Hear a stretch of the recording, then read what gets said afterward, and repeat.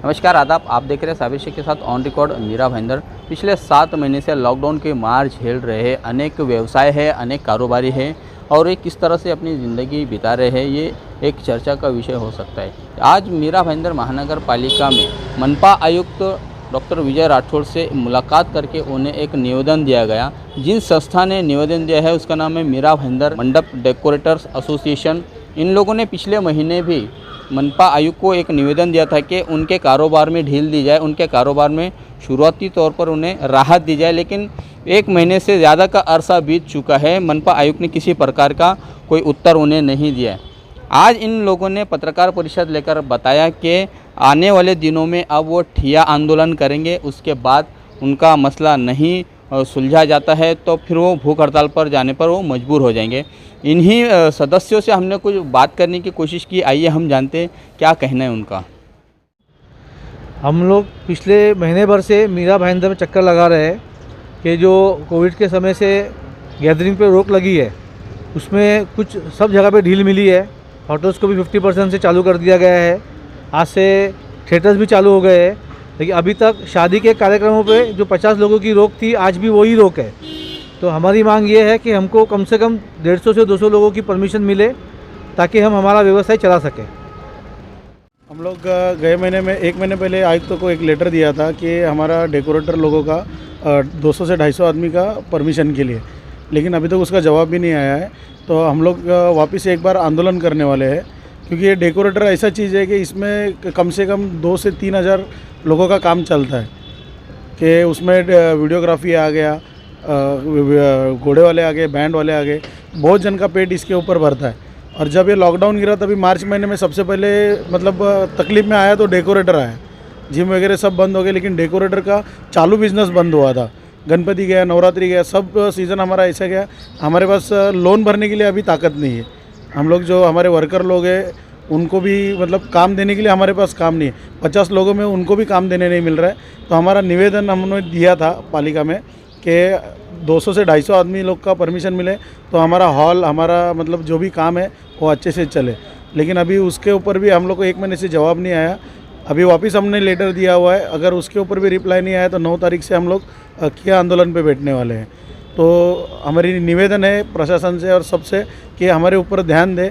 अभी थिएटर वगैरह सब जगह पे 50% दिया हुआ है, तो डेकोरेटर लोग ज़्यादा नहीं मांग रहे, 250 से 300 या 200 से 250 लोगों का परमिशन मांग रहे, उसके ऊपर ध्यान दे।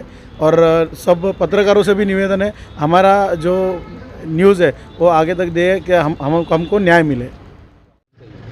मनपा आयुक्त से कुछ पत्रिका कुछ भी मिल रहे हैं। हम लोग 2 चक्कर काटे, कुछ पत्रिका कुछ भी मिलने रहे हैं। इसके लिए हम लोग अभी आगे का दौर सोच रहे हैं। हम लोग अभी आपके थ्रू कुछ हो गया तो ठीक है, उसे सजेशन निकला ठीक है, नहीं तो हम लोग आंदोलन छेड़ने का इरादा है हम लोग को। 9 तारीख से हमारे कारोबार से 15 से 20 हज़ार लोग जुड़े हुए हैं। जैसे बगी वाले, घोड़े वाले, बैंड वाले महाराष्ट्र तक जुड़े हुए हैं। हमारे वर्कर जुड़े हुए हैं 15 से 20 हज़ार।